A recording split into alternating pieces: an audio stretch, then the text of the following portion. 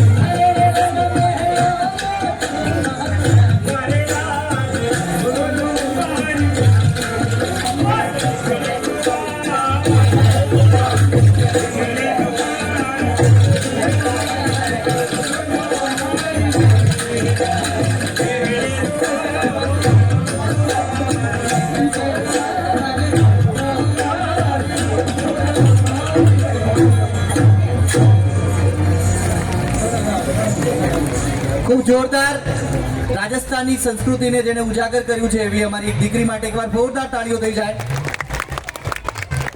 હવે કદાચ આ વસ્તુ મારે કહેવી પડશે અને અહીંયા બધા જે બેઠા છે આ વાતને કદાચ સ્વીકારશે પણ ખરા કે પહેલા કદાચ બહેનો જે હતી એ માથા ઉપર મૂકીને ઘડો વાતો કરી શકતી હતી.